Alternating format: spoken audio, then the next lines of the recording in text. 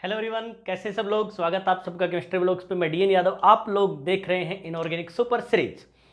आज की क्लास में आप लोगों को मैं लुईस डॉट स्ट्रक्चर्स बनाने की ट्रिक सिखाऊंगा। यदि आप लोग लुईस डॉट स्ट्रक्चर सही बनाना सीख गए तो इसके बाद आप लोग हाइब्रिडाइजेशन किसी भी स्ट्रक्चर के लिए फाइंड आउट कर सकते हैं। हाइब्रिडाइजेशन फाइंड आउट करने का मतलब आप जियोमेट्री फाइंड आउट कर लेंगे, वीएसीपीआर आप अप्लाई कर सकते हैं, बॉन्ड पैरामीटर वाले सभी क्वेश्चंस आप लोगों के इसी से सॉल्व हो सकते हैं। तो डियर स्टूडेंट्स, ये टॉपिक बहुत इंपॉर्टेंट है। यदि आप लोगों ने इस टॉपिक को एक बार अच्छे से कर लिया तो मेरी गारंटी है केमिकल बॉन्डिंग में कभी कोई प्रॉब्लम नहीं आएगी। दूसरी बात, लुईस स्ट्रक्चर बनाना बहुत आसान है। मैं आप लोगों को बहुत सरल तरीका सिखाऊंगा। बस इसके लिए आप लोगों को इलेक्ट्रॉनिक कॉन्फ़िगरेशन आने चाहिए, और यदि बाई चांस आप लोगों को इलेक्ट्रॉनिक कॉन्फ़िगरेशन नहीं आते हैं तो आप लोग एक वीडियो देख सकते हैं, मैंने इलेक्ट्रॉनिक कॉन्फ़िगरेशन के लिए स्पेशली बनाया है। तो चलिए बिना टाइम वेस्ट किए शुरू करते हैं लुईस डॉट स्ट्रक्चर्स। वैसे ये स्ट्रक्चर्स सभी आयोनिक एंड कोवेलेंट कंपाउंड्स के लिए बनाई जा सकती है, लेकिन आज हमारा मोटिव है कोवेलेंट मॉलिक्यूल्स एंड आयंस के लिए ये स्ट्रक्चर्स ड्रॉ करना। सबसे पहले लुईस डॉट स्ट्रक्चर्स को बनाने के लिए कुछ बेसिक से रूल्स हैं। अब ये जो बेसिक रूल्स हैं ये कोई बहुत कॉम्प्लेक्स नहीं है, एक सिंपल सी स्टोरी पर बेस्ड है। 3 बातें आप लोगों को बताऊंगा, बस उनको फोकस करिए। इसके बाद लुईस डॉट स्ट्रक्चर में आप लोगों को कहीं दिक्कत नहीं आएगी। 3 रूल क्या है? देखिए, एक सिंपल सी बात सोचिए, आप अपने घर में रहते हैं। हर एक घर में एक घर का मुखिया होता है। घर के मुखिया की जिम्मेदारी है कि वो सभी जितने भी प्राणी घर में रह रहे हैं उनकी रिक्वायरमेंट्स को फुलफिल करे। इसके लिए चाहे उसको ओवर ड्यूटी करनी पड़े, चाहे ओवर टाइम करना पड़े, चाहे एक्स्ट्रा काम करना पड़े, चाहे कॉम्प्रोमाइज़ करना पड़े। ऐसा हमारे घर में होता भी है। हमारे पिताजी जनरली, जो कि परिवार के मुखिया होते हैं, वो आपकी रिक्वायरमेंट्स को फुलफिल करने के लिए बहुत मेहनत करते हैं, बहुत एफर्ट्स लगाते हैं।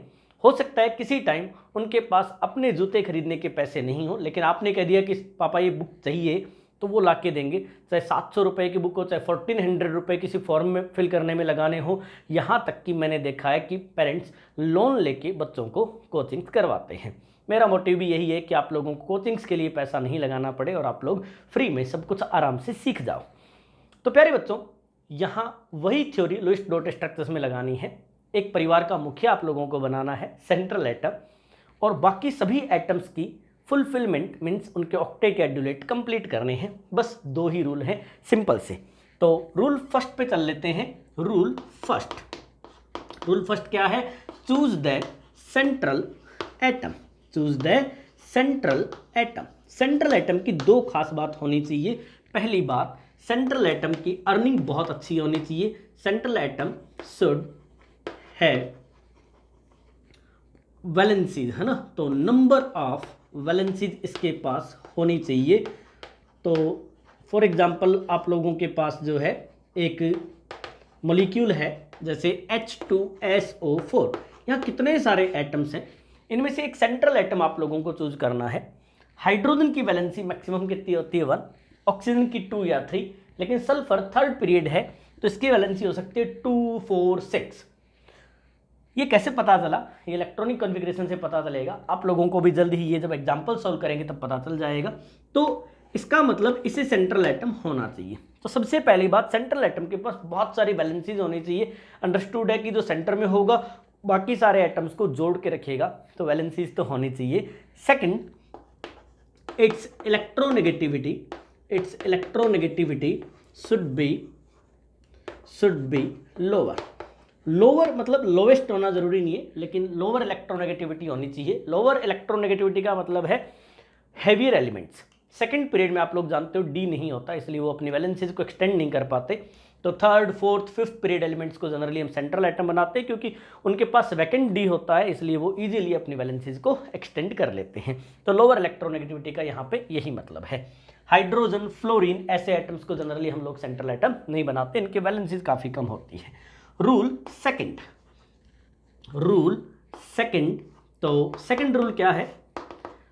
एक्सेप्ट सेंट्रल एटम, बाकी सबके ऑक्टेट या ड्यूलेट, हाइड्रोजन के केस में ड्यूलेट कंप्लीट होना कंपलसरी है। तो रूल सेकंड है ऑक्टेट और duplet in case of hydrogen, duplet should be क्या यार, should be completed। कंप्लीट ही होने चाहिए, कभी कोई इनकम्प्लीट नहीं होना चाहिए। दूसरी बात, इन case of central atom octet के साथ क्या हो सकता है, इसे आप एक्सटेंड कर सकते हो या फिर आप इनकम्प्लीट रख सकते हो। कुछ केसेज में ज़बरदस्ती कहीं नहीं करनी है, यदि इनकम्प्लीट रह रहा है ज़बरदस्ती हमें नहीं करनी, लेकिन इनकम्प्लीट रह रहा है या कहीं एक्सटेंशन हो रहा है तो होने दें, परेशान नहीं हो। रूल थर्ड सिंपल सा है। रूल थर्ड में आप लोगों को क्या देखना है कि मॉलिक्यूल पे टोटल नेगेटिव या कोई पॉजिटिव चार्ज हो तो पॉजिटिव लेस इलेक्ट्रोनेगेटिव पे लगाएं, नेगेटिव मोर इलेक्ट्रोनेगेटिव पे, क्योंकि नेगेटिव को होल्ड करने के लिए इलेक्ट्रोनेगेटिविटी चाहिए। तो नेगेटिव चार्ज आप लोगों को कहाँ लगाना है, at more electronegative. For example आप लोगों को यहाँ पे कार्बोनेट आयन है, इस पे 2 नेगेटिव चार्ज है, तो नेगेटिव कार्बन एंड ऑक्सीजन में से नेगेटिव किस पे लगाना है, ऑक्सीजन पे।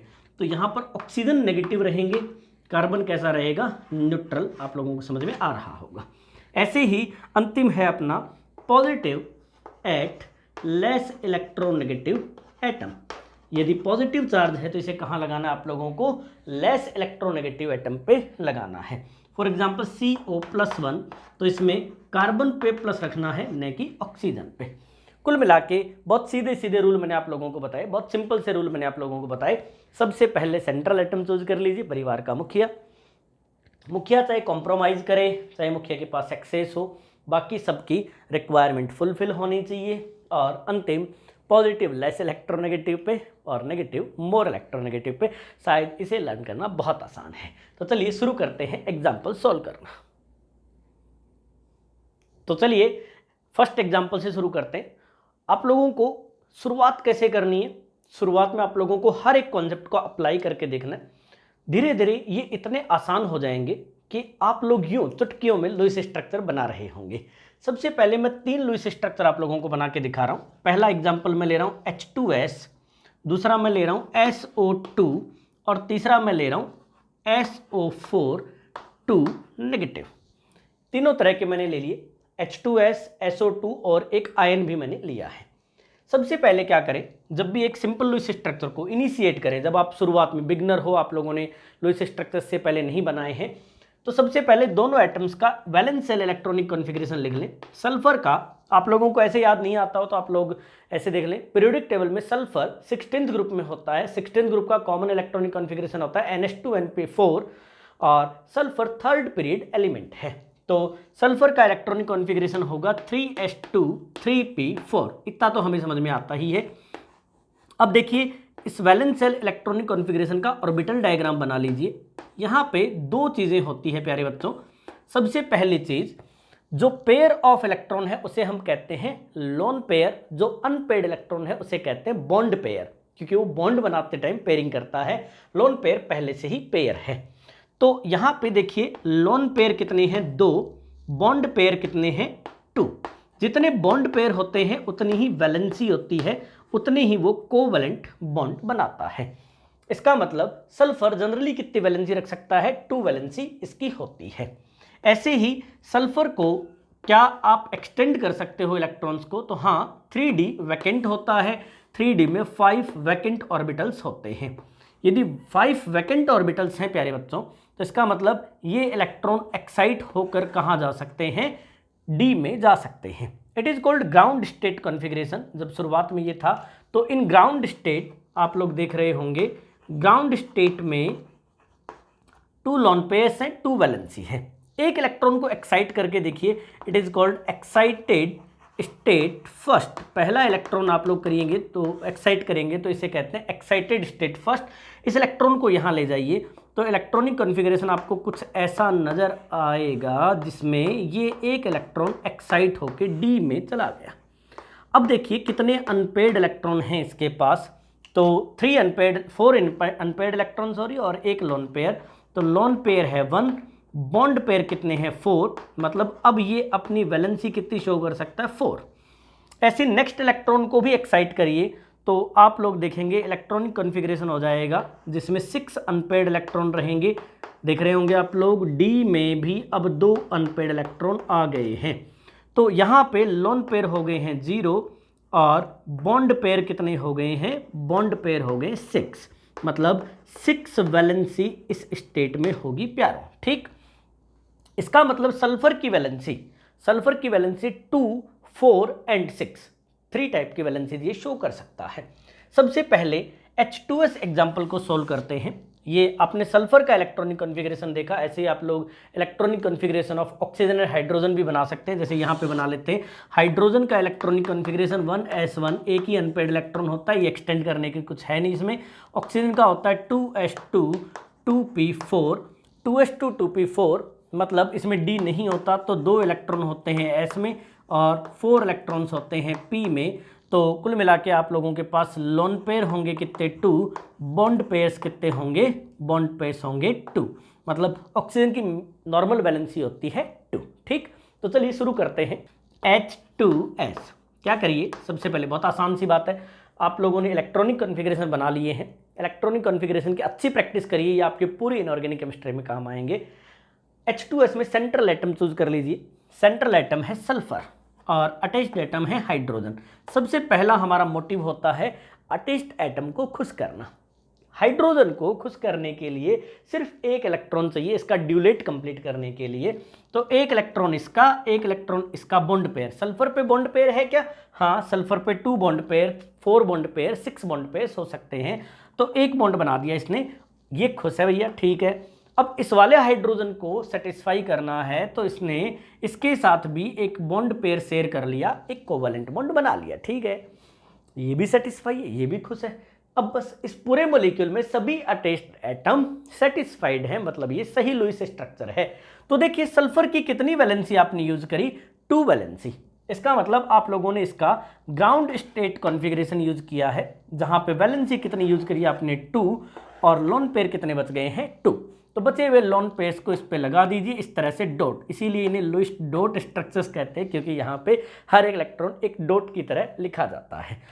कुल मिला के H2S का स्ट्रक्चर आप लोगों ने बनाना सीख लिया है, क्या बात है। तो पहला स्ट्रक्चर आप लोगों का हो गया H2S। अब चलते हैं दूसरे स्ट्रक्चर पे, SO2। सल्फर सेंट्रल एटम है, ऑब्वियसली सेंट्रल एटम है, तो इसे सेंटर में रखिए। अब ऑक्सीजन को इसके सराउंडिंग में रख दीजिए। ऑक्सीजन के घर चलिए, तो ऑक्सीजन को सेटिस्फाई करने के लिए कितनी वैलेंसी चाहिए, 2 वैलेंसी। तो एक ऑक्सीजन पे यदि आप लोग डबल बॉन्ड बना दो, ध्यान से देखना, एक ऑक्सीजन पे डबल बॉन्ड बना दो तो ऑक्सीजन सेटिस्फाई हो जाएगा। अब ऐसे ही दूसरी तरफ भी डबल बॉन्ड बना दो, लेकिन पहले चेक करो क्या सल्फर के पास ऐसी पॉसिबिलिटी है कि वो 4 बॉन्ड बना सके। ऑब्वियसली यस, तो इसका मतलब ये 4 बॉन्ड बना लेगा। 4 बॉन्ड वाली मतलब एक्साइटेड स्टेट फर्स्ट, मतलब एक लोन पेयर इस पे बच जाएगा। अब ऑक्सीजन के घर चले तो 2 बॉन्ड पेयर्स कंप्लीट होने के बाद 2 लोन पेयर्स ऑक्सीजन पे बचते हैं, तो ये ऑक्सीजन पे 2 लोन पेयर, हर ऑक्सीजन पे 2 लोन पेयर्स लगा दीजिए। हो गया स्ट्रक्चर तैयार। एक बार चेक कर लीजिए क्या सेंट्रल एटम को छोड़कर बाकी सारे एटम्स सेटिस्फाई हैं या नहीं है। इस पे काउंट करिए, इलेक्ट्रॉन कैसे काउंट करने, 1 2 3 4 5 6 7 8। ओके, 1 2 3 4 5 6 7 8 दोनों खुश हैं, कहीं कोई प्रॉब्लम नहीं है। सेंट्रल एटम पे ऑक्टेट के साथ क्या हुआ, तो 4 + 4 8 + 2 10, इसका ऑक्टेट क्या हो गया, एक्सटेंड हो गया है। हमें ऐसी चिंता नहीं करनी कि सेंट्रल एटम के साथ क्या हुआ, बस हमें मैक्सिमम बढ़िया स्ट्रक्चर बनाने हैं। अब सल्फेट, वही सेंट्रल एटम कौन होगा, सल्फर ही होगा, लेकिन इस बार 4 ऑक्सीजन हैं और 2 नेगेटिव चार्ज भी है। जब 2 नेगेटिव चार्ज होगा तो आप लोगों को नेगेटिव किस पे लगाना था, मोर इलेक्ट्रोनेगेटिव पे। किसी एक पे पूरा चार्ज नहीं लगाएं, 2 ऑक्सीजन एटम पे -1 लगा दें। सेम स्ट्रक्चर्स बनाने का एक कैलकुलेशन मेथड भी सिखाऊंगा आप लोगों को, लेकिन वो इनफाइनाइट नहीं है, ये इनफाइनाइट है, ये हर जगह अप्लाई होता है, उसमें लिमिटेशंस हैं, इसीलिए इसी को प्रायोरिटी दीजिए, इसी को समझने की कोशिश करिए। सेंट्रल एटम को 4 एटम्स को सेटिस्फाई करना, जिसमें से 2 ऑक्सीजन नेगेटिव हैं। सबसे पहले क्या करो, ऑक्सीजन नेगेटिव का इलेक्ट्रॉनिक कॉन्फ़िगरेशन बनाओ। नेगेटिव मतलब एक इलेक्ट्रॉन गेन कर लो, तो ऑक्सीजन नेगेटिव का मतलब हो जाएगा 2s2 2p4 की जगह क्या कर दो 5, एक इलेक्ट्रॉन गेन करवा दो 2p5। तो अब इसके पास क्या है, एक लोन पेयर इसमें है, 2 लोन पेयर इसमें है और एक बॉन्ड पेयर है। मतलब यदि ध्यान से देखें तो मैं यहाँ ऑक्सीजन नेगेटिव का कॉन्फ़िगरेशन दोबारा से लिख रहा हूँ, 2s2 2p5 कॉन्फ़िगरेशन है। s में मतलब हमने क्या किया, एक इलेक्ट्रॉन एक्स्ट्रा इसमें डाल दिया है। अब इसके पास बॉन्ड पेयर कितने हैं, केवल एक है। लोन पेयर कितने हैं, 3। मतलब नेगेटिव को सेटिस्फाई करने के लिए एक ही वैलेंसी चाहिए, तो एक वैलेंसी मतलब यहाँ बना दीजिए और बचे हुए लोन पेयर इसके इस पे लगा दीजिए। क्या इसके 8 ऑक्टेट कंप्लीट हो गया? हाँ, इसका ऑक्टेट कंप्लीट है, हटाओ। सेम इसका भी ऑक्टेट कंप्लीट कर दीजिए, आपने इसका ऑक्टेट भी कंप्लीट कर दिया। ऐसे ही जो न्यूट्रल है उसकी वैलेंसी डबल बॉन्ड से सेटिस्फाई होगी, क्योंकि जब वो न्यूट्रल था तो वैलेंसी कितनी थी, 2। अब देखिए सेंट्रल एटम पे हमने 6 बॉन्ड बना दिए। क्या उसकी कैपेबिलिटी है इतनी? तो सल्फर पे चले तो ऑब्वियसली सेकंड एक्साइटेड स्टेट में 6 बॉन्ड पेयर्स थे, कोई लोन पेयर नहीं था, तो सेंट्रल एटम पे कोई लोन पेयर नहीं आया। कुल मिला के सल्फेट का स्ट्रक्चर भी बन गया। तो प्यारे बच्चों, कितना आसान है ये। पहली बार थोड़ा कॉम्प्लेक्स लग रहा होगा, तो पहला प्यार जैसे बहुत कॉम्प्लेक्स होता है वैसे थोड़ा ये कॉम्प्लेक्स है, लेकिन धीरे धीरे आप लोगों को बहुत आसान लगेगा, धीरे धीरे आप लोगों को बहुत मज़ा आने लगेगा, इतना शानदार लगेगा, आप लोगों को लगेगा ये चुटकियों में आप लोग इसे स्ट्रक्चर बना रहे हो। तो एक बार आप लोग इसका स्क्रीनशॉट ले लीजिए या फिर आप लोग नोट कर लीजिए, फिर आगे बढ़ते हैं। चलिए नेक्स्ट एग्जांपल्स भी सल्फर के ही ले लेते हैं, क्योंकि सल्फर पे हम लोग काम कर रहे थे। अब सल्फर के एग्जांपल ले लिए मैंने, SO3 H2SO4 H2SO5 H2S2O7, ये स्ट्रक्चर्स भी बना लेते हैं। एक बार आपने लुईस स्ट्रक्चर बनाने सीख लिए तो मेरी गारंटी है कि आप लोग P block, S block, inorganic chemistry के ज़्यादातर क्वेश्चंस में कहीं कहीं भी नहीं अटकोगे।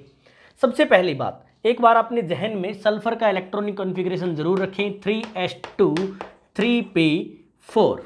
मतलब आप लोगों को 2 इलेक्ट्रॉन s में रखने हैं, 4 इलेक्ट्रॉन्स p में रखने हैं और d को वैकेंट रखना है। तो आप लोगों के जहन में अभी भी फिट होगा ये कि ग्राउंड स्टेट में 2 वैलेंसी होती है सल्फर की, एक्साइटेड स्टेट फर्स्ट में 4 वैलेंसी, एक्साइटेड स्टेट सेकंड में 6 वैलेंसी होती है। ऑक्सीजन के साथ क्या था, ऑक्सीजन के बारे में भी हम लोग अभी भी पढ़े हैं। तो ये था 2s2 2p4, मतलब ये अपनी वैलेंसी को एक्सटेंड नहीं कर सकता क्योंकि 2d होता ही नहीं है। तो इसकी मैक्सिमम वैलेंसी कितनी हो सकती है, 2। ये 2 बॉन्ड्स को बना सकता है, या 2 अनपेड इलेक्ट्रॉन इसके पास होते हैं, तो ये 2 कोवैलेंट बॉन्ड बनाएगा। सेंटर में रख दीजिए सल्फर को, सराउंडिंग में रख दीजिए ऑक्सीजन एटम्स। हर एक ऑक्सीजन को सेटिस्फाई करने के लिए डबल बॉन्ड चाहिए। सल्फर सबके साथ डबल बॉन्ड बना रहा है, ऑब्वियसली ये 6 बॉन्ड बना रहा है, मतलब अपनी सेकंड एक्साइटेड स्टेट चूज कर रहा है। और ऑक्सीजन पे हर बार 2 लोन पेयर आप लोगों को दिख रहे होंगे, सभी ऑक्सीजन न्यूट्रल हैं। चलिए आगे बढ़ते हैं, अगला स्ट्रक्चर लेते हैं H2SO4। H2SO4 के स्ट्रक्चर में देखिए सल्फर सेंट्रल एटम है, 4 ऑक्सीजन, वही 4 के 4 ऑक्सीजन एटम्स हैं, लेकिन 2 एक्स्ट्रा हाइड्रोजन एटम्स भी हैं। हाइड्रोजन एटम्स या फ्लोरीन एटम्स को हमेशा किनारे पे रखें, क्योंकि ये सिंगल वैलेंसी वाले होते हैं, बीच में कहीं फंसा दोगे तो ये आगे किसी को नहीं जुड़ने देंगे। तो हाइड्रोजन को क्या करें, इस पे लगा दें ऑक्सीजन पे। हाइड्रोजन को सेटिस्फाई करने के लिए सभी को सेंट्रल एटम से सेटिस्फाई नहीं करें, ये आप लोगों का मैनेजमेंट है, आपको मैनेज करना है। यदि ऑक्सीजन की एक वैलेंसी हाइड्रोजन से सेटिस्फाई होगी तो एक सल्फर से सेटिस्फाई कर दें, इससे सबका फायदा है। इस ऑक्सीजन का ऑक्टेट कंप्लीट हो गया है, इस हाइड्रोजन का ड्यूलेट कंप्लीट हो गया है, इस ऑक्सीजन का ऑक्टेट कंप्लीट हो गया क्योंकि 2 वैलेंसी यूज कर रहा है, 2 लोन पेयर। सल्फर का भी काम आराम से पूरा हो गया है, सल्फर ने सभी को सेटिस्फाई किया। परिवार का मुखिया भी बहुत खुश है क्योंकि बाकी सारे खुश हैं, इन सब का ऑक्टेट भी कंप्लीट है। आसान हो गया है, बहुत नहीं सोचना पड़ रहा है। एक बार आप लोगों के जहन में बस इलेक्ट्रॉनिक कॉन्फ़िगरेशन आ जाए, H2SO5। अब वही सल्फर आप लोगों का सेंट्रल एटम है, लेकिन इस बार आप लोगों के पास 5 ऑक्सीजन एटम है। 4 ऑक्सीजन एटम तक तो हमें समझ में आ रहा था, तो 5th ऑक्सीजन एटम मतलब एक एक्स्ट्रा ऑक्सीजन, और इसका मतलब हमें ऑक्सीजन ऑक्सीजन बॉन्ड बनाना पड़ेगा।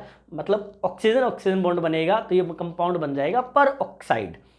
ऑक्सीजन ऑक्सीजन लिंकेज को पर ऑक्साइड लिंकेज कहते हैं। तो एक ऑक्सीजन को क्या करिए, इसी पे दोबारा से जोड़ दीजिए और किनारे पे जोड़ दीजिए हाइड्रोजन। धीरे धीरे आप लोग सब सीख जाओगे। एक बार सारे स्ट्रक्चर्स को बना के देखना, इसके बाद आप ताउम्र कभी नहीं भूलोगे। दो हाइड्रोजन थे, दोनों हाइड्रोजन मैंने किनारे पे लगा दिए हैं। जिन जिन ऑक्सीजन पे आपने हाइड्रोजन लगाए हैं उन पे सल्फर से सिंगल बॉन्ड बनाइए, क्योंकि ऑक्सीजन का तीसरा बॉन्ड पॉसिबल ही नहीं है। ऑक्सीजन का इलेक्ट्रॉनिक कॉन्फ़िगरेशन ऐसा है, एक बार ये ऑर्बिटल यूज कर लो, एक बार ये ऑर्बिटल यूज कर लो। फोकस ऑर्बिटल्स पे होना चाहिए। इस वाले ऑक्सीजन पे 2 लोन पेयर्स लगा दिए, इस वाले ऑक्सीजन पे 2 लोन पेयर एंड 2 बॉन्ड, सबके सब सेटिस्फाई है। It is called H2SO5। ये इसका पर ऑक्साइड कंपाउंड है H2SO4 का। ठीक, अब चलते हैं H2H2O7। अब सल्फर 2 है तो क्या 2 सेंट्रल एटम लेंगे? ऑब्वियसली सल्फर 2 टाइम है तो 2 बार सेंट्रल एटम ही रहेगा। H2H2O7 का स्ट्रक्चर मैं नीचे बना रहा हूं, तो देखिए सल्फर सल्फर 2 बार लिख लीजिए। अब वही 2 हाइड्रोजन और 7 ऑक्सीजन एटम है, तो सिमेट्रिकल डिस्ट्रीब्यूट कर दीजिए 1 2 3 1 2 3, दोनों को 3 ऑक्सीजन दे दीजिए। किनारे पे हाइड्रोजन एटम्स लगा दीजिए। देखिए बहुत आसान है, इस वाले ऑक्सीजन का ऑक्टेट कंप्लीट हो गया है, इस वाले ऑक्सीजन का ऑक्टेट भी कंप्लीट हो गया है। अब ये खुश हैं, इस वाले ऑक्सीजन का ऑक्टेट भी कंप्लीट कर सकते हैं हम लोग। सल्फर के पास इतनी वैलेंसीज है, इसीलिए इसको परिवार का मुखिया बनाया था हमने। ये वाला भी खुश है और ये वाला भी अब खुश है, सारे के सारे प्रॉपरली सेटिस्फाइड हैं।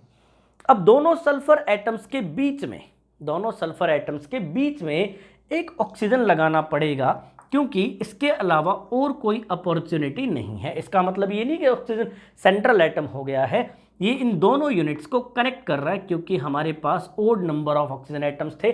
सिमेट्रिकल डिस्ट्रीब्यूशन में 3 ऑक्सीजन हम दे चुके थे, एक ऑक्सीजन हमने कहाँ लगा दिया? बीच में लगा दिया। एक सेम स्ट्रक्चर H2H2O8 भी हो सकता है, तो यहीं पे बना देते हैं H2H2O8। ये मार्शल एसिड है, ये वाला जो है ओलियम है, इन सब के कॉमन नेम भी होते हैं। इसे कैरो एसिड कहते हैं, कैरो एसिड इसका कॉमन नेम है। इसका कॉमन नेम है ओलियम, आप लोग जानते होंगे। और इस वाले कंपाउंड का H2H2O8, ये भी एक परऑक्साइड है, इसे कहते हैं मार्शल एसिड। तो मार्शल एसिड का स्ट्रक्चर बना के देखते हैं क्या डिफरेंस है। H2H2O7 में एक एक्स्ट्रा ऑक्सीजन आ गया और कोई डिफरेंस नहीं है, तो उस एक्स्ट्रा ऑक्सीजन को इसके साथ ज्वाइन कर दीजिए। तो आप लोगों को एक एक्स्ट्रा ऑक्सीजन के अलावा और कुछ नहीं करना, बाकी स्ट्रक्चर आप कॉपी कर सकते हो। एक एक्स्ट्रा ऑक्सीजन आप लोगों को लगा देना है। तो उस ऑक्सीजन को कहाँ लगाना है, यही इंपॉर्टेंट बात है। इस ऑक्सीजन को सेंटर पे ही लगा दीजिए इस तरह से, और फिर सल्फर, फिर सब डबल बॉन्ड O, फिर वही OH। आप लोगों को बाकी सारा काम वही करना है जो आप लोग पहले से करते आ रहे हो। एक आपने ऑक्सीजन लगा दिया और वो कहाँ लगा दिया? बीच में। फटाफट से स्क्रीनशॉट ले लीजिए ताकि आगे के एग्जाम्पल्स कर सकें। चलिए सल्फर के लिए कुछ और एग्जाम्पल्स भी हैं, तो सल्फर के कुछ एग्जाम्पल्स करते हैं, और अब वाले एग्जाम्पल्स बहुत इंपॉर्टेंट है। H2SO3 next example. वही सबसे पहले सेंट्रल एटम ले लीजिए सल्फर, सल्फर पे ऑक्सीजन जोड़ दीजिए 1 2 3 ऑक्सीजन है, और हाइड्रोजन कितने हैं? 2, तो दोनों हाइड्रोजन ऑक्सीजन एटम्स पे जोड़ दीजिए। सिंगल बॉन्ड बना दिया है आप लोगों ने। ऑक्सीजन सेटिस्फाई है, हाइड्रोजन सेटिस्फाई है, lone pair according to requirement जो बचे हुए हैं वो लगा दीजिए। ये ऑक्सीजन भी खुश है। सल्फर ने कितनी वैलेंसी यूज करी? तो आप लोग देख रहे हो डबल बॉन्ड ऑक्सीजन के साथ single bond, total 4 valency use करी।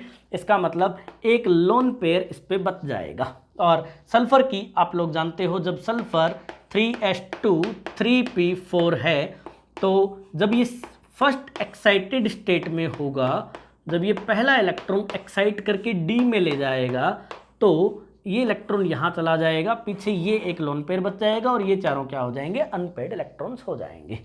ऐसे ही नेक्स्ट एग्जांपल ले लेते हैं SO3-2, सल्फाइट इसे कहते हैं। ये सल्फ्यूरस एसिड है, ये सल्फाइट है। सल्फाइट का स्ट्रक्चर बनाने के लिए आप लोगों को 2 ऑक्सीजन कैसे लेने पड़ेंगे? Negative at more electronegative. जब भी ऑक्सीजन नेगेटिव होगा तो एक इलेक्ट्रॉन इस पर एक्स्ट्रा डाल दीजिए, 2H2 2P5, मतलब ये फ्लोरीन जैसा हो जाएगा एक एक्स्ट्रा इलेक्ट्रॉन आते ही, और इसमें 3 लोन पेयर्स हो जाएंगे, एक बॉन्ड पेयर। तो 3 लोन पेयर्स बना दीजिए, एक बॉन्ड पेयर से इसका बॉन्ड बना दीजिए। ऐसा ही इसके साथ सेम ट्रीटमेंट करिए, और इस वाले पे क्या बना दीजिए? डबल बॉन्ड बना दीजिए। शानदार था, आसान था बहुत ही। नेक्स्ट स्ट्रक्चर बना लेते हैं अपना Na2H2O3, ये सबसे ज़्यादा इम्पोर्टेंट है और ख़ासकर इसका यूज़ हर बार जेई वाले भी करते हैं। ये जेई और नीट में बहुत बार आया हुआ है, एम्स में भी आया हुआ डायरेक्ट क्वेश्चन है। हाइपो इसे कहते हैं, हाइपो सोल्यूशन आप लोग जब टाइट्रेशन में यूज़ करते होंगे तो इस सोल्यूशन को कहते हैं हाइपो सोल्यूशन, इस कंपाउंड के सोल्यूशन को। इसके स्ट्रक्चर में क्या खास बातें हैं? सबसे पहली बात, 2 सल्फर एटम्स हैं, 3 ऑक्सीजन एटम है, ध्यान से देखते रहना, 3 ऑक्सीजन एटम है, 2 सोडियम आयन भी है। सोडियम का कोवलेंट बॉन्ड मत बना देना, एक्चुअल में ये स्ट्रक्चर कैसा है, 2 सोडियम आयन है और साथ में कौन है, H2O3 2 नेगेटिव। तो ये एक आयोनिक कंपाउंड है, तो इसे थोड़ा सा ध्यान से ट्रीट करना। देखिए इस स्ट्रक्चर में क्या खास बात है, ये सेंट्रल एटम है, बाकी सबको अटैच्ड एटम की तरह ट्रीट करना है, 2 नेगेटिव लगा देना है, तो 2 नेगेटिव लगा दीजिए। आप लोग जानते हो जैसे ही ऑक्सीजन नेगेटिव होगा, अभी हमने देखा है ऑक्सीजन नेगेटिव मतलब 2s2 मतलब एक वैलेंसी से सल्फर इसे सेटिस्फाई कर देगा, एक वैलेंसी से ये भी सेटिस्फाई हो जाएगा। क्योंकि 2 सोडियम आयन है तो एनाइन पे क्या लगा दीजिए, कैटायन लगा दीजिए, यहाँ भी एनाइन पे क्या लगा दीजिए, कैटायन लगा दीजिए। ये न्यूट्रल है, इसे डबल बॉन्ड से सेटिस्फाई करिए।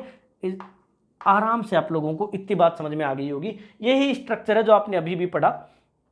अब एक एक्स्ट्रा सल्फर को कैसे सेटिस्फाई करना है, तो ध्यान से देखना, इस सल्फर को अटैच्ड एटम की तरह ट्रीट करें तो इसे डबल बॉन्ड से आप लोग इस सल्फर को इस सल्फर से बॉन्ड बना दें। क्योंकि जब ये अटैच्ड एटम है तो इसको ग्राउंड स्टेट में रखना है, इसके वैलेंसी को एक्साइट नहीं करना है, तो इस पे 2 लोन पेयर 2 बॉन्ड, ये जो इसके ग्राउंड स्टेट है इसको यूज करें। इसका ऑक्टेट कंप्लीट है, इसका ऑक्टेट कंप्लीट है, इसका कंप्लीट है, इसका कंप्लीट है, सोडियम पहले से ही ऑक्टेट कंप्लीट है। सेंट्रल एटम के साथ क्या हुआ, हमें इस पे ज़्यादा विचार नहीं करना है, लेकिन क्योंकि सेंट्रल एटम ने 6 वैलेंसी को यूज किया है, इसका मतलब अब इस पे कोई लोन पेयर नहीं रहेगा। ये बहुत इंपॉर्टेंट स्ट्रक्चर है, जरूर से इसे लर्न कर लेना। चलिए आगे बढ़ते हैं। अभी तक आप लोग स्ट्रक्चर्स पढ़ रहे थे सल्फर सेंट्रल एटम वाले, अब पढ़ते हैं नाइट्रोजन सेंट्रल एटम। नाइट्रोजन क्योंकि सेकंड पीरियड एलिमेंट है तो यहाँ पे एक्सटेंशन के लिए डी नहीं होता है और यहाँ पे बार बार कोऑर्डिनेट बॉन्ड्स आते हैं। तो थोड़ा सा ध्यान से आप लोग देखना, क्योंकि यहाँ पे थोड़ा सा नया कॉन्सेप्ट आएगा। तो शुरू करते हैं नाइट्रोजन के कंपाउंड्स में। सबसे पहले अमोनिया, अमोनिया से शुरू कर रहे हैं। नाइट्रोजन का सेंटर पे बना देते हैं। नाइट्रोजन होता है 2s2 2p3, 15th ग्रुप है, सेकंड पीरियड है। इलेक्ट्रॉन के लिए एक्साइटमेंट पॉसिबल नहीं है क्योंकि 2d नहीं होता।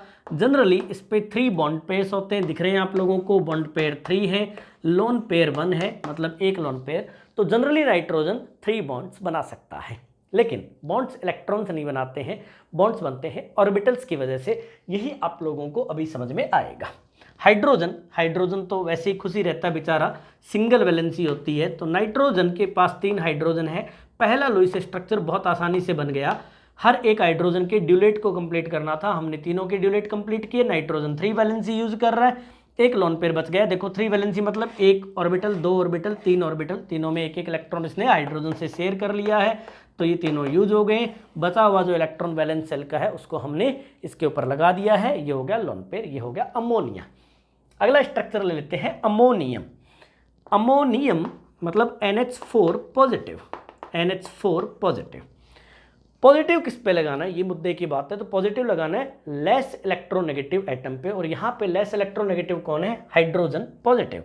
तो सेम स्ट्रक्चर, नाइट्रोजन पे 4 हाइड्रोजन एटम लगाने हैं, इनमें से 3 न्यूट्रल है, एक हाइड्रोजन कैसा है, पॉजिटिव। जैसे ही हाइड्रोजन पॉजिटिव होगा नील बट्टा सन्नाटा हो जाएगा, कोई इलेक्ट्रॉन नहीं होगा, केवल एक वैकेंट ऑर्बिटल इस पे होगा। जो न्यूट्रल एटम्स हैं उनको सेटिस्फाई कर दीजिए। अब इसका लोन पेयर जो है ये इसके साथ कोऑर्डिनेट बॉन्ड बनाता है, समझ में आ रहा होगा। नाइट्रोजन कोऑर्डिनेट बॉन्ड बना रहा है, मतलब नाइट्रोजन अपना लोन पेयर प्रोवाइड कर रहा है शेयरिंग के लिए। इलेक्ट्रॉन ट्रांसफर नहीं हुए, किसी ने इलेक्ट्रॉन दिया नहीं है, किसी ने इलेक्ट्रॉन लिया नहीं है। इलेक्ट्रॉन जो बॉन्ड बन रहा था हाइड्रोजन एंड नाइट्रोजन के बीच में, इसमें दोनों इलेक्ट्रॉन इस नाइट्रोजन ने शेयर किए हैं, it is called coordinate bond. इसी स्ट्रक्चर को आप लोग ऐसे भी बना सकते हो, सिंपली ऐसे ही लिखते हैं हम लोग NH4 और इस पे होल पॉजिटिव यहाँ लगा दीजिए, होल पॉजिटिव। अब होल पॉजिटिव का मतलब आप लोगों को समझ में आ गया होगा। यहाँ पे कोऑर्डिनेट बॉन्ड को रिप्रेजेंट नहीं किया गया है, लेकिन समझ में आ रहा है क्योंकि सेंट्रल एटम पे लोन पेयर गायब है, इसका मतलब इसने अपना लोन पेयर इस हाइड्रोजन को दे दिया होगा positive at less electronegative atom. तो चलिए अगले एग्जाम्पल पे चलते हैं। नाइट्रोजन का एक मोलिक्यूल होता है N2, आप लोगों ने सुना होगा। 2 नाइट्रोजन एटम इसमें हैं। दोनों नाइट्रोजन एटम को लिख लीजिए, दोनों पे, क्योंकि इसकी वैलेंसी भी 3 है और इसकी वैलेंसी भी 3 है, दोनों न्यूट्रल हैं, तो दोनों पे क्या लगा दीजिए, ट्रिपल बॉन्ड लगा दीजिए, और दोनों पे एक एक लोन पेयर बच गया है, इस पे भी लोन पेयर बच गया है, दोनों पे एक एक लोन पेयर लगा दीजिए, हो गया। नेक्स्ट स्ट्रक्चर है N3 नेगेटिव। N3 नेगेटिव मतलब 3 नाइट्रोजन एटम हैं, ध्यान से देखना, 3 नाइट्रोजन एटम हैं और किसी एक पे नेगेटिव है, तो किसी एक पे नेगेटिव लगा दीजिए। जो नेगेटिव है उसका इलेक्ट्रॉनिक कॉन्फ़िगरेशन में यही बना देता हूँ। नेगेटिव होने का मतलब यहाँ पे एक एक्स्ट्रा इलेक्ट्रॉन है, मतलब इसका इलेक्ट्रॉनिक कॉन्फ़िगरेशन ऑक्सीजन जैसा है। जो नेगेटिव है उसकी वैलेंसी कितनी है, केवल 2। इस वाले सेंट्रल एटम का इलेक्ट्रॉनिक कॉन्फ़िगरेशन ये है जिसमें एक लोन पेयर है और 3 बॉन्ड पेयर्स हैं। सभी के इलेक्ट्रॉनिक कॉन्फ़िगरेशन बना रहा हूँ ताकि आप लोगों को बढ़िया से समझ में आ जाए। इस वाले सेंट्रल एटम का, इस वाले सॉरी अटैच्ड एटम का इलेक्ट्रॉनिक कॉन्फ़िगरेशन भी यही है, सेम 3 अनपेयर्ड इलेक्ट्रॉन्स हैं। सबसे पहले यूँ मानिए कि सेंट्रल एटम पे ये नाइट्रोजन सुबह सुबह आया N नेगेटिव और बोला भैया बॉन्ड बनाने। तो सेंट्रल एटम ने क्या किया, इसके साथ 2 बॉन्ड बना लिए, क्योंकि इसकी रिक्वायरमेंट कितनी थी, इसकी रिक्वायरमेंट सिर्फ 2 बॉन्ड्स की थी, आप लोग देख रहे होंगे 2 बॉन्ड्स इसने यूज कर लिए, काम खत्म। अब ये खुश है, इस पे कितने लोन पेयर बच गए वो आप लगा दीजिए, 2 लोन पेयर्स आप लोगों ने लगा दिए, दिख रहे हैं आप लोगों को 2 लोन पेयर्स इस नाइट्रोजन के, ठीक है। ये खुश था, दोपहर में एक और नाइट्रोजन आया और बोला मुझे भी जुड़ना है भैया परिवार में, है ना। अब ये नाइट्रोजन जैसे आएगा तो इस नाइट्रोजन की सिचुएशन देखो, इस सेंट्रल एटम पे फोकस करना, इसने एक बॉन्ड बना लिया, इसके साथ ये रहा, एक बॉन्ड बना लिया, ये रहा, ये दोनों ऑर्बिटल इसने यूज कर लिए हैं। अब इस पे क्या है, एक बॉन्ड पेयर है, तो ये कहता ले भैया एक बॉन्ड पेयर है मेरे पास, बॉन्ड बना ले, लेकिन ये खुश नहीं है। और हमने सबसे पहले सीखा था कि सेंट्रल को छोड़ के बाकी सब का सेटिस्फाई होना कंपलसरी है।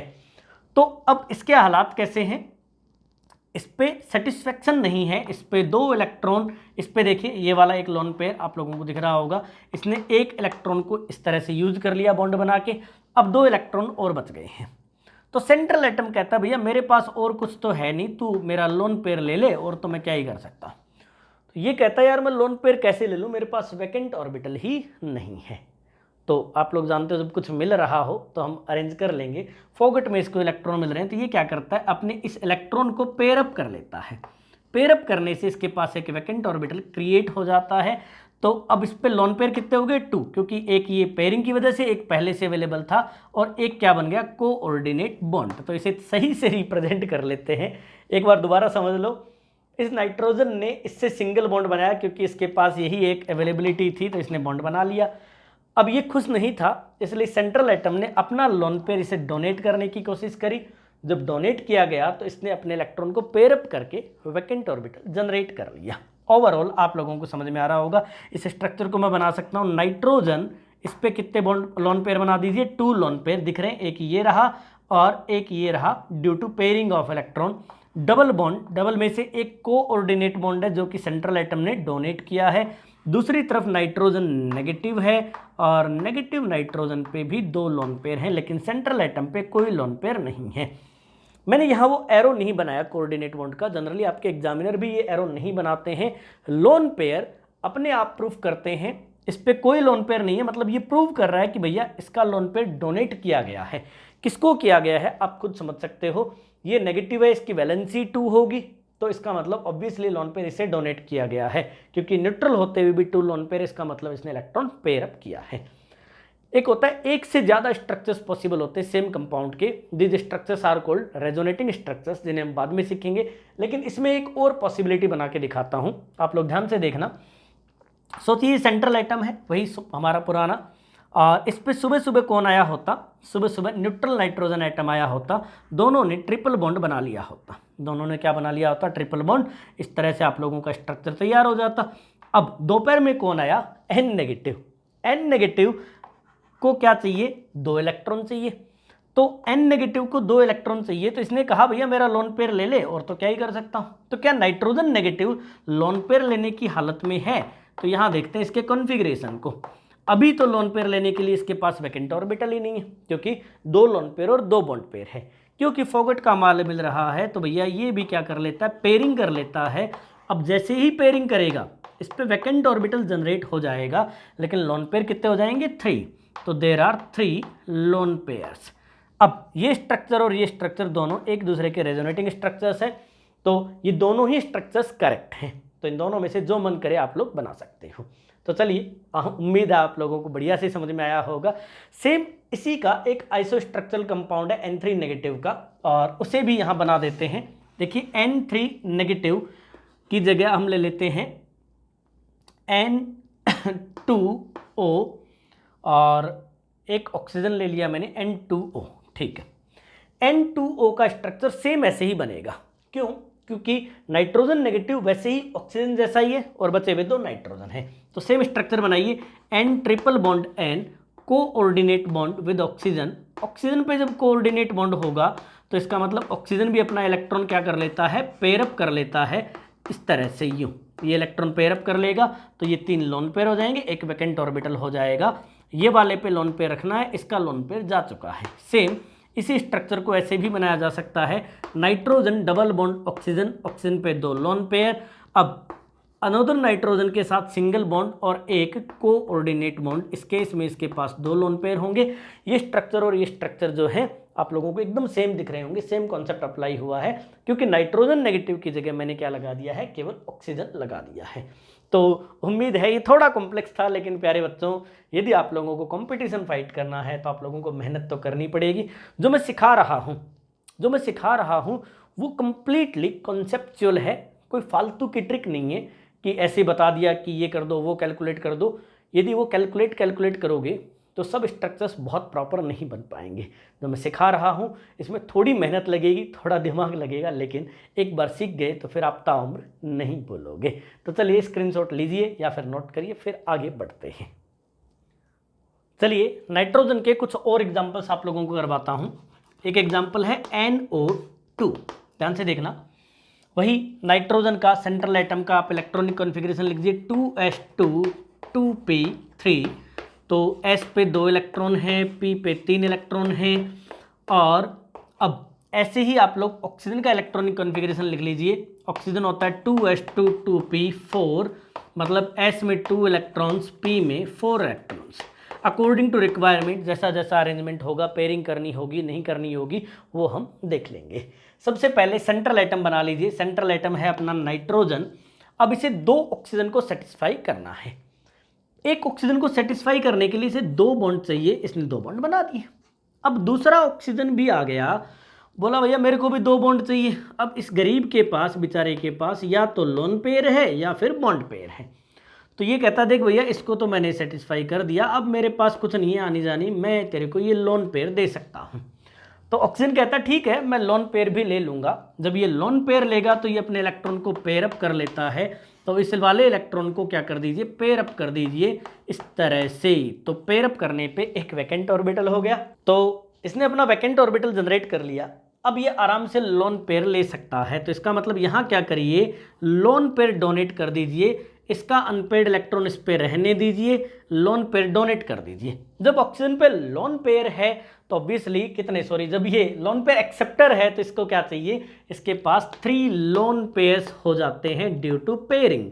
इसी सेम स्ट्रक्चर को मैं सीधा सीधा लिख सकता हूँ, oxygen nitrogen double bond oxygen. और अब देखिए ध्यान से देखना, यहाँ पे मैंने कोऑर्डिनेट बॉन्ड नहीं बनाया, लेकिन यहाँ पे एक डॉट है। डॉट होने का मतलब एक अनपेड इलेक्ट्रॉन है। इस सेंट्रल एटम का ऑक्टेट इनकम्प्लीट है, फिर भी ये करेक्ट स्ट्रक्चर है, क्योंकि हमने सीखा था सेंट्रल एटम का ऑक्टेट इनकम्प्लीट हो एक्सटेंडेड हो कोई फर्क नहीं पड़ता। अब ये एरो नहीं बनाया, ये कहाँ दिख रहा है, ये इन लोन पेयर से समझ में आ रहा है कि भैया ये एक्सेप्टर था, इसने अपना लोन पेयर इस वाले बॉन्ड में शेयर कर दिया है। क्योंकि इसमें अनपेड इलेक्ट्रॉन है इसलिए कलर्ड होता है, ये ब्राउन कलर की गैस होती है और ये काफ़ी रिएक्टिव होती है। ये डाइमेराइज हो जाती है जब आप इसे कूल करते हो। जब आप इसे क्या करते हो, कूल करते हो तो इसमें डाईमेराइजेशन हो जाता है। डाईमेराइजेशन क्यों हो जाता है? क्योंकि इसका अनपेड इलेक्ट्रॉन, आप ध्यान से देखेंगे तो आपको समझ में आ जाएगा कि इसका अनपेड इलेक्ट्रॉन एक्चुअल में क्या करता है, बॉन्ड बना लेता है किसके साथ, दूसरे सेम मॉलिक्यूल के साथ, यानी NO2 यूनिट के साथ। तो 2 NO2 यूनिट मैंने बना दिए हैं। अब ये अनपेड इलेक्ट्रॉन दोनों मिलकर एक बॉन्ड बना लेंगे। It is the structure of N2O4 and it is colourless. समझ में आ रहा होगा? तो N2O4 का स्ट्रक्चर हो गया होगा। इसके बाद चलते हैं नेक्स्ट स्ट्रक्चर पे। नेक्स्ट स्ट्रक्चर है NO। NO एक सेंट्रल एटम है नाइट्रोजन और एक है ऑक्सीजन।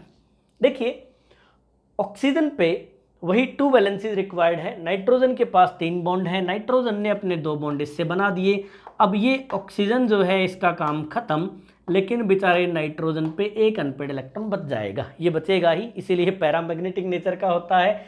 ऐसे ही आगे बढ़ते हैं, आगे स्ट्रक्चर लेते हैं N2O3। N2O3 में नाइट्रोजन को 2 बार लिखें।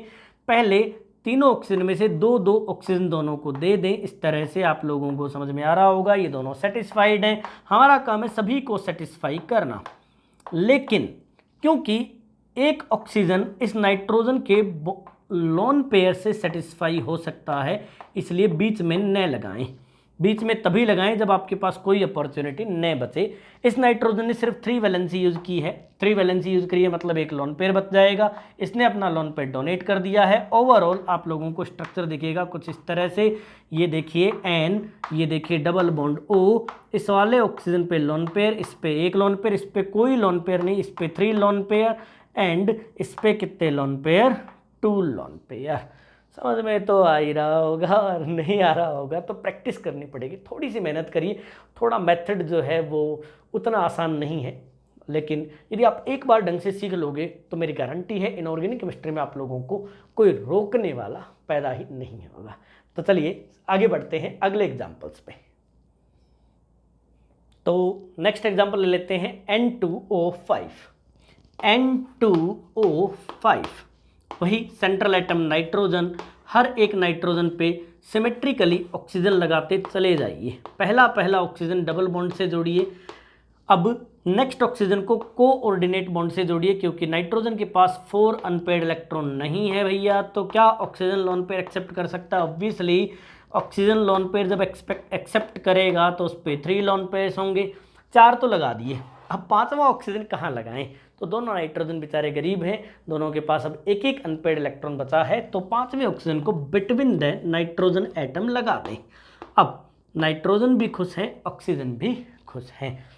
तो नाइट्रोजन के नेक्स्ट कंपाउंड को ले लेते हैं। नेक्स्ट ले लेते हैं NO2 नेगेटिव। NO2 नेगेटिव में आप लोगों को एक नेगेटिव चार्ज मिल रहा होगा।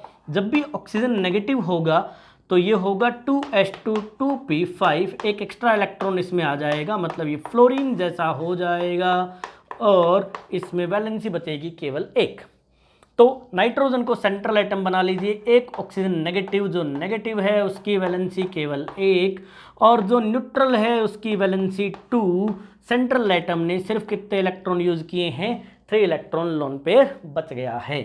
नेक्स्ट है NO2 पॉजिटिव। पॉजिटिव जैसे पॉजिटिव आएगा तो पॉजिटिव आएगा नाइट्रोजन पे। नाइट्रोजन का एक इलेक्ट्रॉन निकाल दीजिए, ये हो जाएगा कार्बन जैसा और कार्बन की वैलेंसी होती है 4। ये जग जाहिर है, आप लोग भी जानते हो। सेंट्रल एटम बना लीजिए नाइट्रोजन। दोनों ऑक्सीजन को डबल डबल बॉन्ड से सेटिस्फाई करिए, इस बार आराम से धड़ल्ले से, क्योंकि नाइट्रोजन पे अब क्या है? 4 अनपेड इलेक्ट्रॉन्स हैं। पॉजिटिव चार्ज लगा दीजिए नाइट्रोजन पे। नेक्स्ट स्ट्रक्चर ले लेते हैं NO3 नेगेटिव, नाइट्रेट आयन।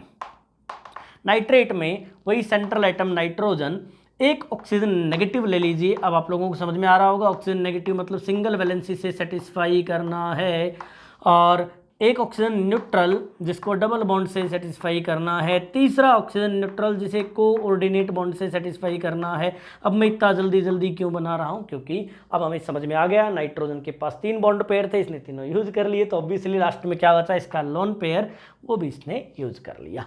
ये थे नाइट्रोजन के स्ट्रक्चर्स। पहले हमने किए सल्फर के स्ट्रक्चर्स क्योंकि वो सरल होते हैं, फिर नाइट्रोजन क्योंकि थोड़ा सा कॉम्प्लेक्स होता है। अब जो भी मैं स्ट्रक्चर्स बनाऊंगा ये कोई से भी रैंडमली उठा के बनाऊंगा, चाहे हेलोजन के सेंट्रल एटम वाले हों या फिर नोबल गैसेज सेंट्रल एटम वाले हों, कोई भी स्ट्रक्चर उठा लीजिए, हम यूँ सटासट फटाफट स्ट्रक्चर्स बनाना सीखेंगे। अब मैं इतनी देर कॉन्सेप्ट सिखा रहा था, अब मैं कॉन्सेप्ट नहीं सिखाऊंगा, अब मैं आप लोगों को तरीका बताऊंगा कि आप लोगों को सोचना कैसे है। हर बार इतना डिटेल में इतना कॉम्प्लेक्स कुछ नहीं करना होता, सीधा सीधा स्ट्रेट फॉरवर्ड करना होता है। कैसे करना होता है इसका स्क्रीनशॉट लीजिए फिर बताता हूं। चलिए कुछ रैंडम स्ट्रक्चर्स करके देखते हैं। पहला एग्जांपल मैं ले रहा हूं IF5। अब सेंट्रल एटम किसको लेना है, आयोडीन एंड फ्लोरीन में से आयोडीन लेस इलेक्ट्रोनेगेटिव है और इसके वैलेंसीज भी एक्सटेंड किए जा सकते हैं क्योंकि इसमें D होता है। तो सेंट्रल एटम लेना है आयोडीन। अब सीधा सोचना कैसे है, हमें सीखना क्या है। आयोडीन 17th ग्रुप का है, यदि 17th ग्रुप का है तो कॉन्फ़िगरेशन होगा 2s2 2p5। एक बार मैं लिख के दिखा रहा हूं फिर से, NH2 NP5। N value fluorine के अलावा बाकी सब में 3 4 5 होगी, नंबर की कोई ज़रूरत नहीं है, एक्सेप्ट फ्लोरीन सब में D होता है। तो ग्राउंड स्टेट कॉन्फ़िगरेशन बनाइए आप लोग। ग्राउंड स्टेट कॉन्फ़िगरेशन में आप लोगों को दिखेगा कि एक अनपेड इलेक्ट्रॉन है, बाकी सब लोन पेयर्स हैं। तो शुरू में जब ग्राउंड स्टेट आप लोग बनाओगे तो आप लोगों को दिखेगा लोन पेयर कितने हैं 3, बॉन्ड पेयर कितने हैं 1।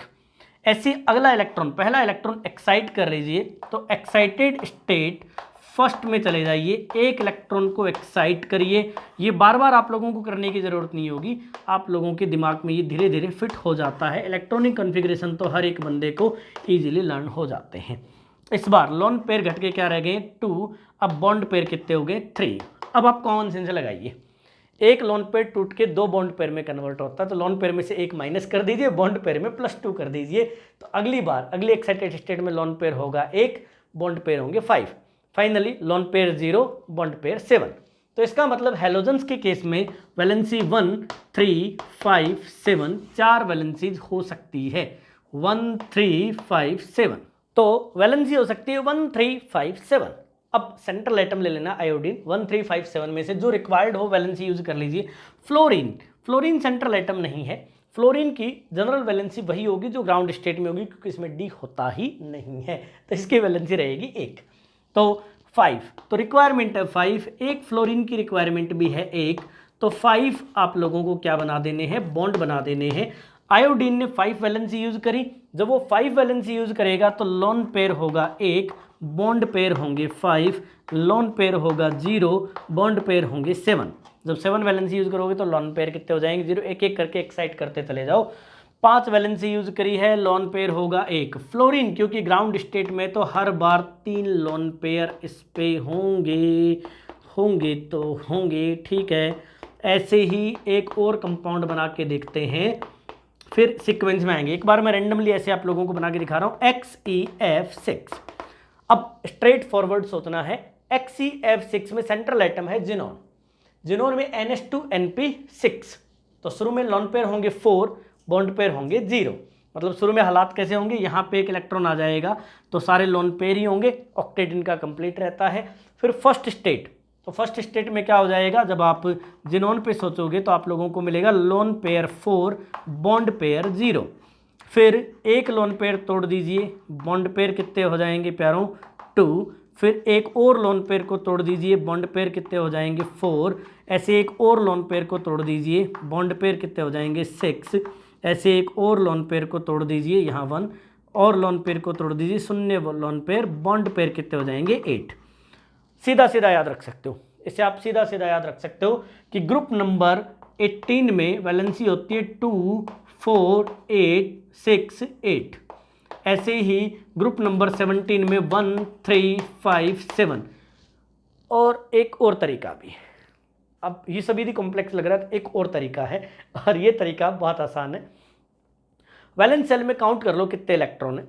वैलेंस सेल में जिनोन में 8 इलेक्ट्रॉन्स होते हैं, जितने बॉन्ड बनाने में यूज कर लो ना, बचे हुए इलेक्ट्रॉन्स को सीधा लोन पे लगा लो 8 में से माइनस करके। फॉर एग्जांपल इसमें आ जाइए जिनोन, अब आपको फ्लोरीन 6 फ्लोरीन को सेटिस्फाई करना है। सीधा सीधा सोच सकते हो आप लोग, बशर्ते कि आपका एलिमेंट थर्ड फोर्थ या फिफ्थ पीरियड का हो सेंट्रल एटम, है ना।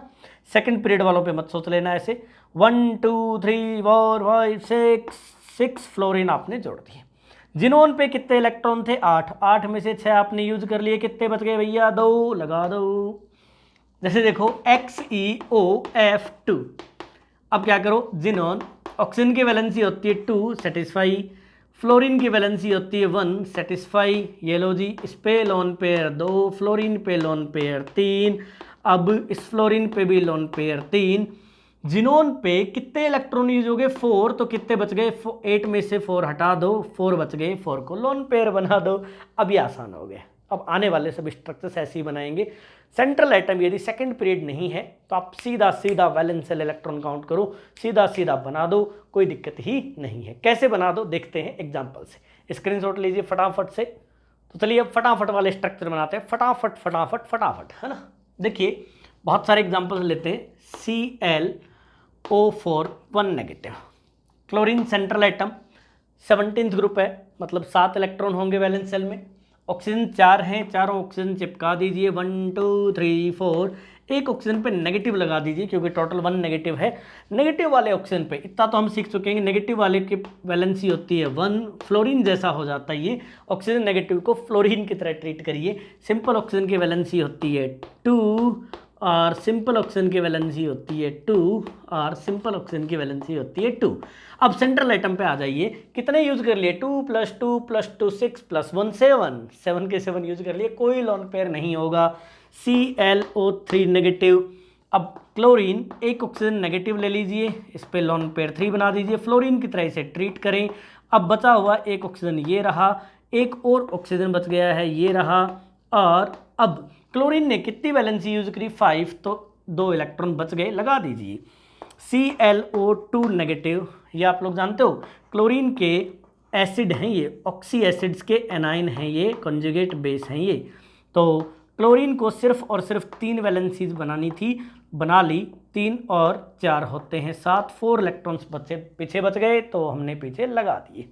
ऐसे ही ClO negative, central atom chlorine, oxygen पे नेगेटिव, और अब आप लोग क्या करिए, क्लोरीन पे बचे हुए electron as a lone pair लगा दीजिए। तो ये क्लोरीन के चारों एसिड हो गए। अब इसी में एक मॉडिफिकेशन करके देखते हैं। HClO4 ऐसे इसे बना देते हैं, HClO3 इसे बना देते हैं। पीछे वाले का स्क्रीनशॉट ले लेना बैक करके, HClO2 एंड HOCl या HClO। क्या करना है, हर जगह एक हाइड्रोजन जोड़ना है। तो यहाँ हाइड्रोजन होगा, जहाँ जहाँ नेगेटिव ऑक्सीजन, नेगेटिव हटा दीजिए, यहाँ हाइड्रोजन होगा। ऐसे ही यहाँ पे भी हाइड्रोजन होगा, ऐसे ही यहाँ पे भी हाइड्रोजन होगा। ऑक्सीजन पे, क्लोरीन पे मत चिपका देना। तो ये स्ट्रक्चर्स कितने आसान हो गए हैं। अब आप लोगों को यूँ पलक झपकते ही किसी भी स्ट्रक्चर को बनाने में कहीं कोई दिक्कत नहीं आएगी, पलक झपकते ही आप लोग स्ट्रक्चर्स बना लोगे।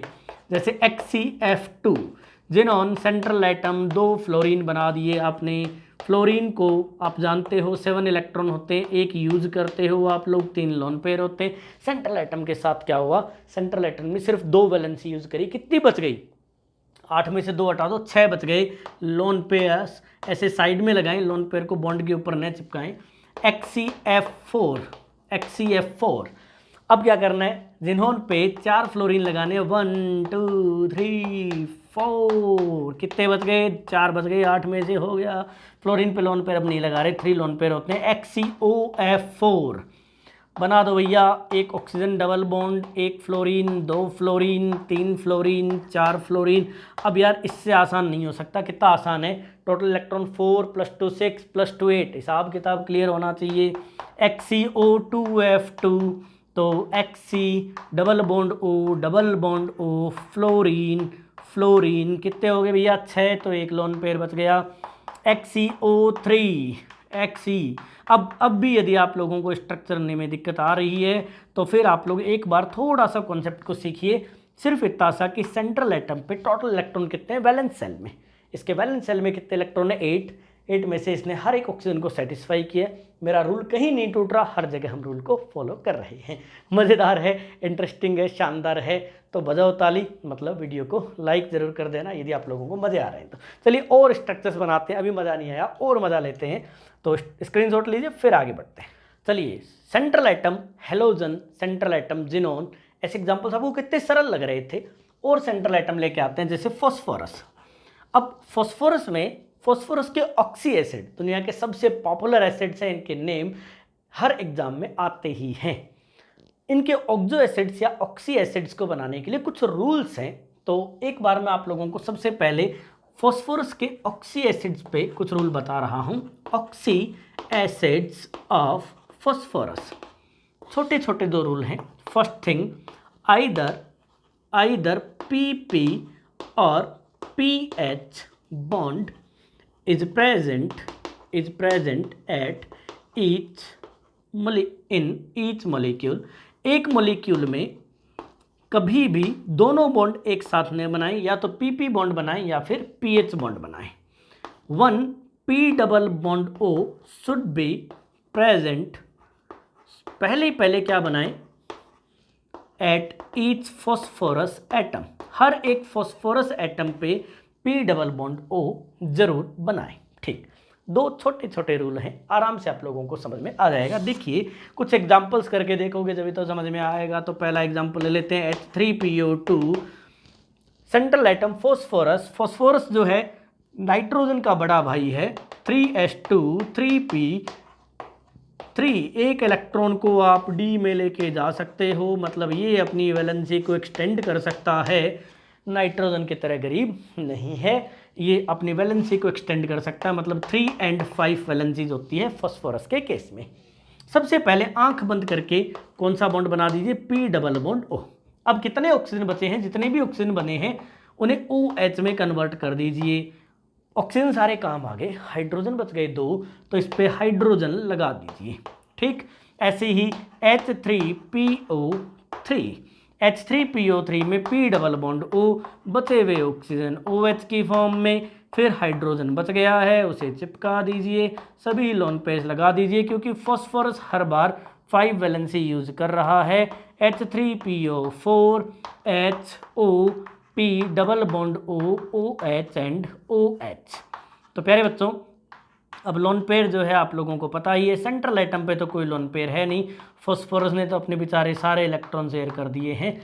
ये फॉस्फोरस के ऑक्सी एसिड्स हैं। फॉस्फोरस के ऑक्सी एसिड्स में कैसे कैसे क्वेश्चन बनते हैं। फॉस्फोरस के ऑक्सी एसिड्स में आप लोगों से पूछा जा सकता है रिड्यूसिंग पावर। रिड्यूसिंग पावर हमेशा प्रोपोर्शनल होती है, प्रोपोर्शनल टू पीएच बॉन्ड्स। कितने पीएच बॉन्ड्स हैं, जितने ज़्यादा पीएच बॉन्ड उतने ज़्यादा रिड्यूसिंग। ये मोस्ट रिड्यूसिंग है, ये लिस्ट रिड्यूसिंग है। दूसरी चीज़ आप लोगों से पूछी जा सकती है बेसिसिटी। बेसिसिटी मतलब कितने वो H पॉजिटिव लॉस कर सकता है, तो केवल वही हाइड्रोजन वो H पॉजिटिव की तरह लॉस कर सकता है जो ऑक्सीजन पे जुड़े हैं। तो जितने basicity equals to POH bonds, जितने POH बॉन्ड्स हैं उतनी बेसिसिटी होगी। 1 बेसिसिटी, 2 बेसिसिटी, 3 बेसिसिटी, जबकि तीनों में 3 हाइड्रोजन थे, फिर भी बेसिसिटी डिफरेंट है। समझ में आ रहा होगा। ये तीनों फॉस्फोरस के ऑक्सी एसिड्स हैं।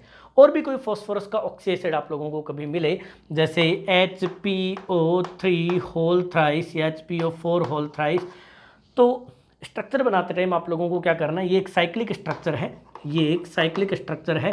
3 फॉस्फोरस आप लोग बना लीजिए और तीनों फॉस्फोरस में हर एक फॉस्फोरस पे डबल बॉन्ड बना लीजिए। साइक्लिक तभी बनाएं जब पहले से पता हो या इंडिकेट किया गया हो। अपनी तरफ से साइकिल न बनाएं प्लीज़, नहीं तो मोटरसाइकिल बन जाएगी, है ना। इनको रिंग बना दें, एक हेक्सा साइक्लिक स्ट्रक्चर होता है ये, इस तरह से 3 ऑक्सीजन बीच में जोड़ दें। अब देखिए हमारे पास टोटल जो एक जो फॉस्फोरस एटम है, इस पर 2 ऑक्सीजन हम यूज कर चुके हैं पर फॉस्फोरस एटम। अब आप लोगों को दिख रहा होगा 2 और बच गए हैं। ये HPO3 था यार, 3 यही है ना, 2 नहीं होंगे, 3। चलिए ठीक है, अब एक H और एक ऑक्सीजन बचा है, तो हर एक पे एक OH भी लगा दें भैया, एक OH भी लगा दें। तो नहीं दिख रहा हो कॉर्नर वाला तो कोई दिक्कत नहीं, OH है वो, आप लोगों को समझ में आ गया होगा। HPO3 thrice. ऐसे बहुत सारे स्ट्रक्चर्स होते हैं। तो चलिए अगले स्ट्रक्चर्स पे चलते हैं। नेक्स्ट स्ट्रक्चर ले लेते हैं PCl3। फॉस्फोरस पे 3 क्लोरीन लगा दीजिए और इस पे एक लोन पेयर। ऐसे PCl5 फॉस्फोरस पे 5 क्लोरीन लगा दीजिए। ये पॉपुलर है क्योंकि इसमें इक्वेटोरियल एंड एक्सियल वाला एग्जाम्पल आता है। POCl3। अब देखो कितना आसान है, P double bond O Cl Cl and Cl। तो स्क्रीनशॉट लीजिए, फिर आगे बढ़ते हैं। मज़ेदार थे स्ट्रक्चर। मैंने कैसे बनाया, सीधा सीधा बनाया। फॉस्फोरस की पेंटावैलेंसी, ऑक्सीजन को 2 चाहिए, क्लोरीन को 1 चाहिए, सेंट्रल आइटम फॉस्फोरस ले लिया, खेल खत्म। चलिए आगे बढ़ते हैं। चलिए कुछ और अच्छे स्ट्रक्चर्स बना लेते हैं, मज़े तो आ रहे होंगे आप लोगों को। तो सबसे पहला स्ट्रक्चर मैं ले रहा हूँ CrO5, इसे बटरफ्लाई स्ट्रक्चर कहते हैं। अब मैं कुछ भी उठा रहा हूँ। क्रोमियम डी ब्लॉक का एलिमेंट है, आप लोग जानते होंगे। क्रोमियम का इलेक्ट्रॉनिक कॉन्फ़िगरेशन होता है क्या, क्रोमियम का इलेक्ट्रॉनिक कॉन्फ़िगरेशन होता है आर्गन 3d5 4s1। आप लोग जानते हो यहाँ पे टोटल 6 अनपेयर्ड इलेक्ट्रॉन होते हैं।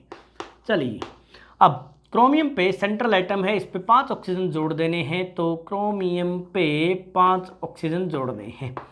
अब यदि हर एक के साथ डबल बॉन्ड बना के बैठ जाएगा तो इसकी टोटल वैलेंसी हो जाएगी 10, क्योंकि एक ऑक्सीजन को दो बॉन्ड चाहिए होते हैं। तो एक्चुअल में ये एक के साथ तो बनाता है डबल बॉन्ड, ये लर्न करना है। इस तरह के एग्जांपल्स, इसमें 2 पर ऑक्साइड लिंकेज होते हैं और ऑक्सीजन ऑक्सीजन बॉन्ड को पर ऑक्साइड लिंकेज कहते हैं।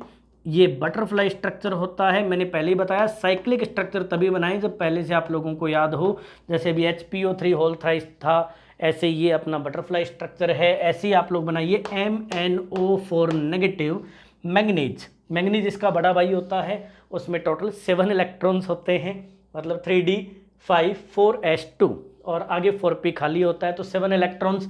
तो मैंगनीज पे 4 ऑक्सीजन आइटम, जिनमें से एक ऑक्सीजन आइटम नेगेटिव है, तो इसको 1 वैलेंसी चाहिए, इसको 2 चाहिए, इसको भी 2 चाहिए, इसको भी 2 चाहिए। 6 + 1 7, काम खत्म।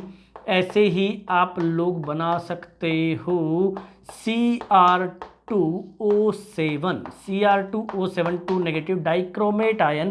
क्रोमियम पे वही 6 इलेक्ट्रॉन होते हैं, तो दोनों क्रोमियम के बीच में ऑक्सीजन जोड़ दीजिए, दोनों पर एक एक नेगेटिव ऑक्सीजन जोड़ दीजिए, एक एक डबल बॉन्ड O जोड़ दीजिए। कुल मिला के आप लोगों को ऑक्सीजन पे लोन पेयर लगाने, सेंट्रल एटम पे अब कोई लोन पेयर नहीं बचेगा। ऐसे ही आप लोग ले लीजिए BeCl2 BH3 BH3। देखो BeCl2 बेरिलियम पे 2 क्लोरीन एटम, क्लोरीन पे 3 लोन पेयर, बेरिलियम पे बेचारे पे 2 ही इलेक्ट्रॉन होते हैं, दोनों यूज कर लिए इसने। BH3 बोरोन पे 3 हाइड्रोजन जोड़ दीजिए और कोई लोन पेयर नहीं होगा। H3BO3 है ना, बोरिक एसिड, तो B पे 3 OH होते हैं। ऐसे करके हमने लगभग सारे स्ट्रक्चर्स कवर कर लिए हैं। फिर भी आप लोगों को किसी स्ट्रक्चर में कोई प्रॉब्लम हो तो आप लोग कमेंट सेक्शन में कमेंट कर सकते हैं। तो काफ़ी स्ट्रक्चर्स मैंने आप लोगों को करा दिए और जैसे जैसे रिक्वायरमेंट होगी केमिकल बॉन्डिंग में आगे भी स्ट्रक्चर्स करते रहेंगे। लुईस डॉट स्ट्रक्चर बनाने का एक और मेथड है जो मैं टिप्स एंड ट्रिक्स सीरीज में एक वीडियो बना के अलग से आप लोगों को बताऊंगा। आज आप लोगों ने काफ़ी सारे स्ट्रक्चर्स सीखे, आज आप लोगों ने काफ़ी इन्जॉय किया होगा। कहीं कहीं आपको थोड़ा शुरू में थोड़ा सा आपको जोर ज़्यादा आया होगा, बाद में आपको लगा होगा कि बहुत आसान है, क्योंकि सीधा सेंट्रल एटम पे क्या करो, काम करो, सेंट्रल एटम के वैलेंस इलेक्ट्रॉन काउंट कर लो और generally attached atom hydrogen oxygen nitrogen इसी तरह के होते हैं, इनको सीधा सीधा याद रख लो। ऑक्सीजन पे 2 वैलेंसी, नाइट्रोजन पे 3, फ्लोरीन पे 1, हाइड्रोजन पे 1। बहुत आसान है ये, बहुत आसान है, बहुत आसान है ना। तो आप लोग अच्छे से इसे सॉल्व करना, हर एग्जाम्पल को खुद से एक बार सॉल्व करके देखना।